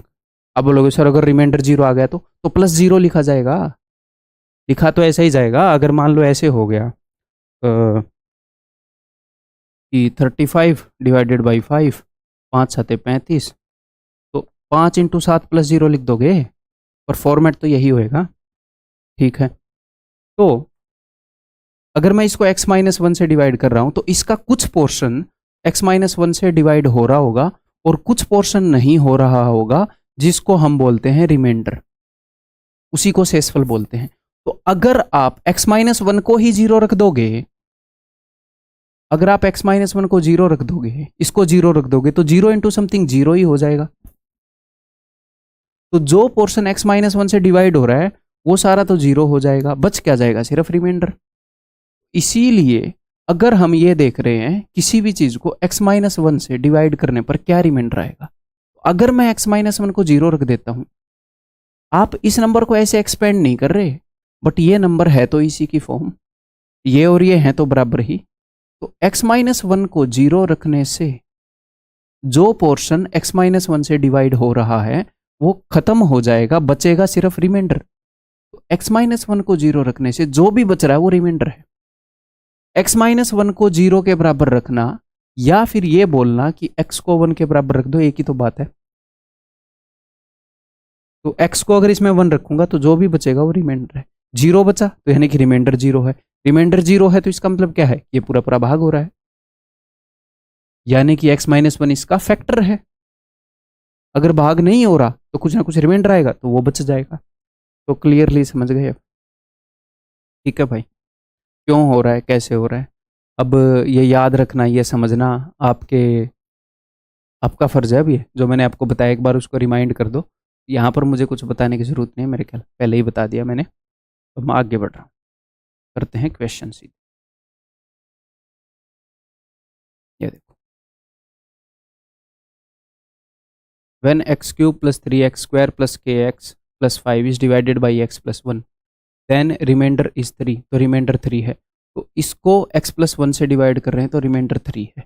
मुझे इतना पता है कि इसको अगर x + 1 से डिवाइड करते हैं तो रिमाइंडर क्या आता है? क्या आता है reminder?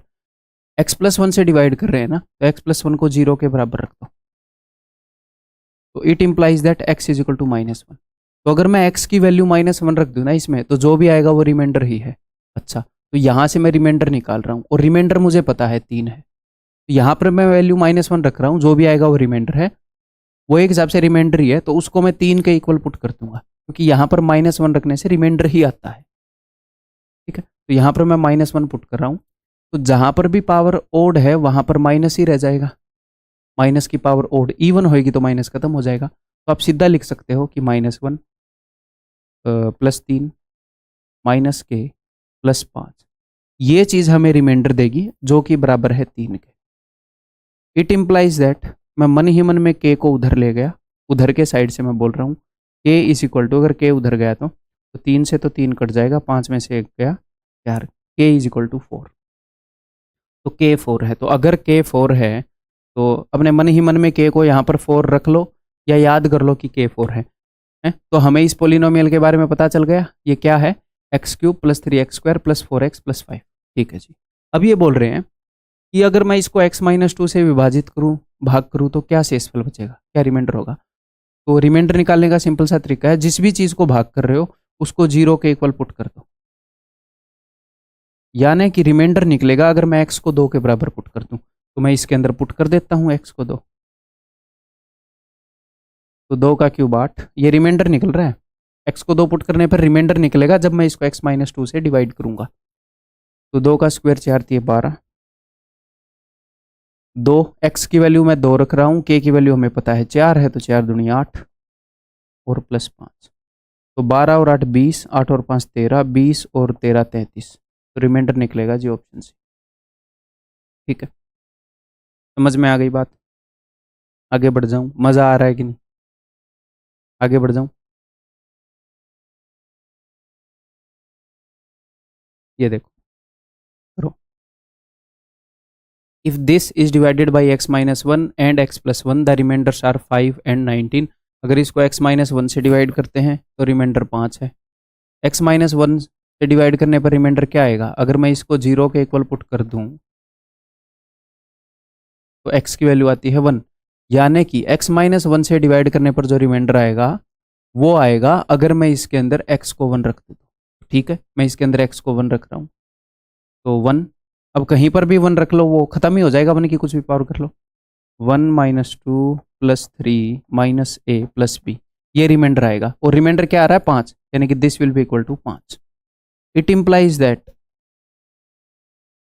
-a + b is equal to, सबको मैं उधर भेज रहा हूँ, 3 और 1 4, 4 में से 2 गए 2, 2 उधर जाएगा तो 5 - 2 3। ठीक, अब ये बोल रहे हैं कि भैया x+1 से डिवाइड करने पर भी कुछ रिमाइंडर आ रहा है, तो x+1 का रिमाइंडर कब चेक होएगा, अगर आप x+1 को 0 रख दोगे, यानी कि it implies that x is equal to -1। अगर आप x को -1 रख दोगे इसमें, तो जो भी आएगा वो रिमाइंडर होगा अगर मैं x+1 से डिवाइड कर रहा हूँ उसका। ठीक है जी, मैं यहाँ पर x की वैल्यू -1 रख रहा हूँ, तो जहाँ पर भी पावर इवन होगी वहाँ पॉजिटिव -1, और जहाँ पर भी पावर ओड होगी वहाँ पर नेगेटिव, तो 1।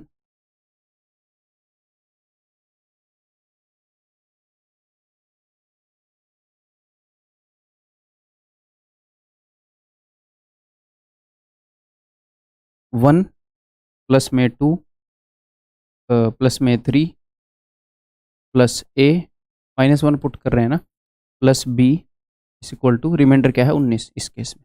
It implies that a + b is equal to 3 और 2 5 और 1 6, 19 में से 6 गए 13। ठीक है जी, तो अब आपके सामने कौन कौन सी इक्वेशन है, b + a b - a, दो चीज़ों का सम, दो चीज़ों का डिफरेंस। तो ये सिचुएशन तो बहुत बार आई है। इसको b - a देखो, तो जो माइनस से पहले वाली है वो होती है सम बाई 2, 13 और 3 16/2 8, और जो माइनस के बाद वाली होती है वो होती है डिफरेंस बाई 2। अब की बार माइनस के बाद वाली a है, तो कंफ्यूज मत होना, मैंने आपको a + b a - b के हिसाब से नहीं बताया था, माइनस के पहले वाली माइनस के बाद वाली, तो माइनस के बाद वाली डिफरेंस बाई 2, और प्लस वाले में से माइनस वाला घटाते हैं, 13 - 3 10/2 यानी कि 5। क्या पूछते रहे भैया, तो क्या रिमाइंडर होगा अगर मैं इसको x-2 से डिवाइड कर दूं इसको, तो यानी कि रिमाइंडर होगा जब मैं इसके अंदर x की वैल्यू 2 रख दूंगा, तो रख देते हैं भैया, और a और b की वैल्यू तो मुझे पता ही है, रास्ते में जहां पर भी रखनी पड़ेंगी यहाँ से उठा लूंगा। ठीक है जी, देखो अब तो x की वैल्यू 2 रख रहा हूँ, 2 की पावर 4 16, और 2 की पावर 3 8 दूनी 16 माइनस का 16, और 2 का स्क्वायर 4 थी 12, और 2 × a यानी कि 2 × 5 माइनस का 10, और खाली b आएगा यहाँ पर यानी कि 8, ये रिमाइंडर हो जाएगा भाई। तो 16 से 16 गया, 12 और 8 20 - 10 10, तो उत्तर मस्ट भी 10, ऑप्शन है। ठीक है, क्लियर है, आगे बढ़ूँ, और सवाल करोगे, एक आधे और सवाल कर लेते हैं फिर बंद कर देंगे लेक्चर को। आया हुआ क्वेश्चन है, when fx is equal to this, when this is divided by this, then the remainder is। इसको इससे डिवाइड करने पर क्या रिमाइंडर आएगा, तो वही रिमाइंडर आएगा जब मैं इसको 0 पुट कर दूंगा, तो इसको मैं 0 पुट कर रहा हूँ। It implies that x is equal to -2/3। x की वैल्यू -2/3 इसके अंदर रखूंगा तो रिमाइंडर मिल जाएगा। रख देते हैं भैया, x की जगह -2/3 रख दिया। इसका मतलब ये है f(x) है ना ये फंक्शन, x की जगह -2/3 रख दिया। ठीक है, तो 15। अब ये थोड़ा सा कैलकुलेटिव सा हो जाएगा, तो ये सबके लिए होगा, टेंशन नहीं लेना। ठीक है, इसका मैं क्यूब करूंगा तो नेगेटिव ही रहेगा। 2 का क्यूब 8, 3 का क्यूब 27, देन -14 स्क्वायर करूंगा 4/9, देन माइनस माइनस प्लस हो जाएगा, तो 4 दूनी 8/3 और +10। कट रहा है कुछ? तो नीचे में एलसीएम जो है वो 9 ले लूं,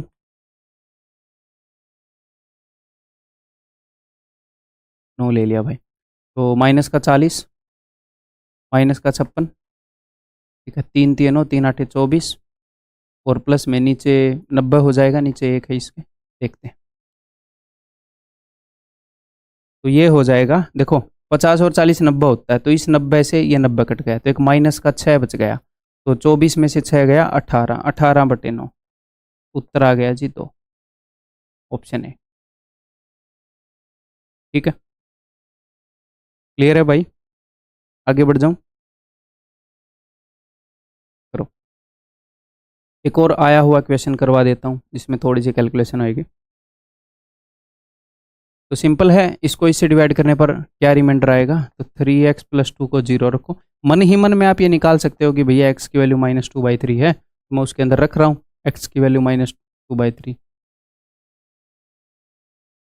तो 3 इंटू पावर 4 करनी है, तो 16/81 माइनस, अब माइनस माइनस प्लस हो जाएगा, तो +2 इंटू क्यूब है यानी कि 8/27 plus 3 into 4/9 minus minus plus हो जाएगा 4/3 +3। कुछ कट रहा हो तो काट दो।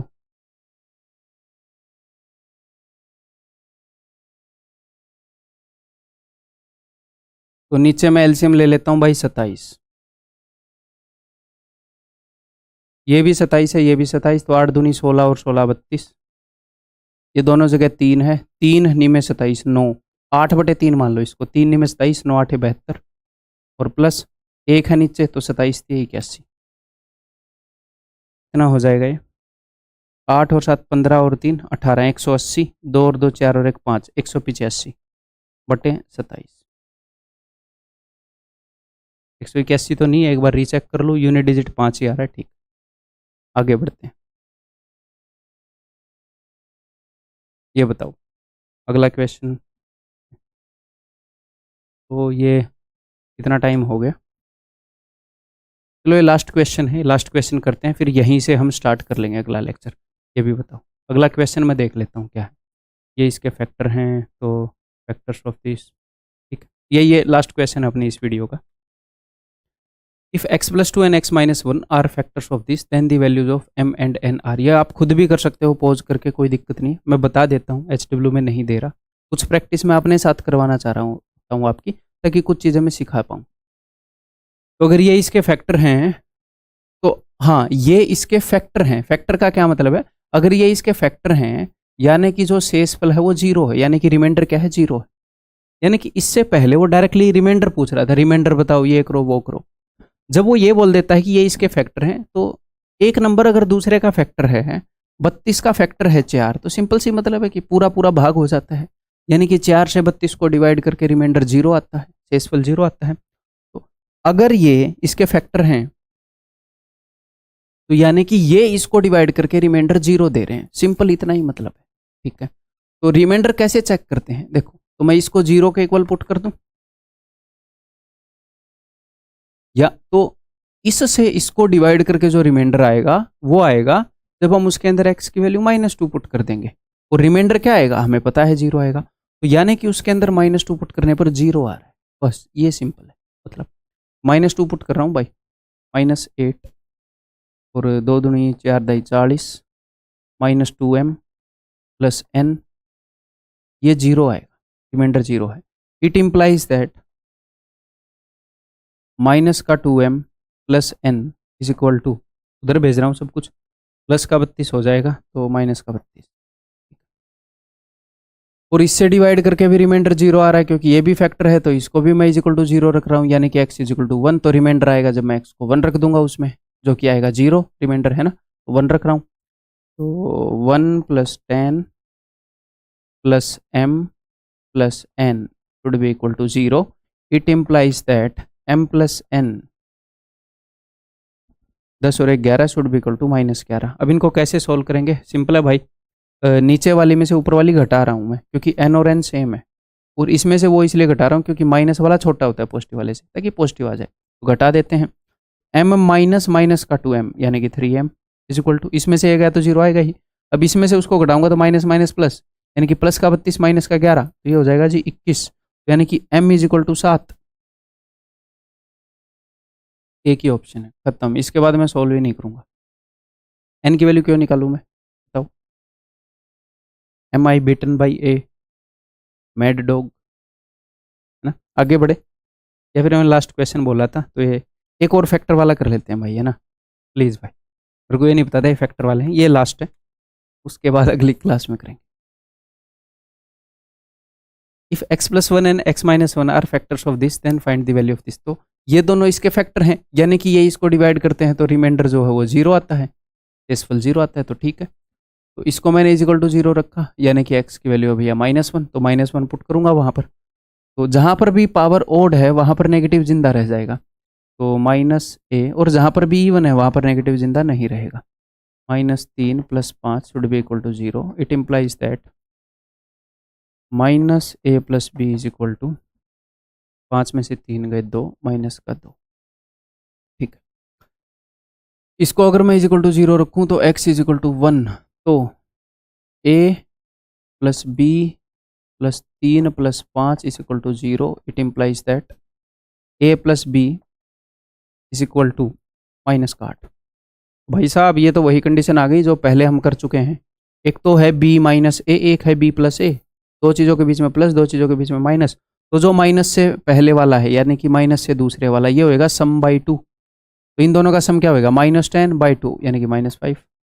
और माइनस के बाद वाला, ये वाला नेगेटिव वाला, तो प्लस में से माइनस वाला घटाते हैं, तो -8 माइनस माइनस का 2, तो माइनस माइनस प्लस, माइनस का 6 आ जाएगा, माइनस का 6/2 माइनस का 3। ठीक, तो ये बोल रहे हैं कि भाई a-2 भी बताओ, तो ठीक है, रख दो वैल्यू। a की वैल्यू है -3, अब माइनस माइनस प्लस हो जाएगा, 2b यानी कि 10, तो उत्तर आ जाएगा जी 7।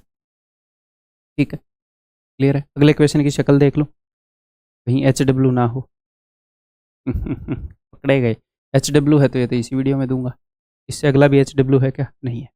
ठीक है, ये खुद करो भाई, HW है। तो दैट्स ऑल इस वीडियो के अंदर। अगली वीडियो के अंदर मिलता हूँ भाई।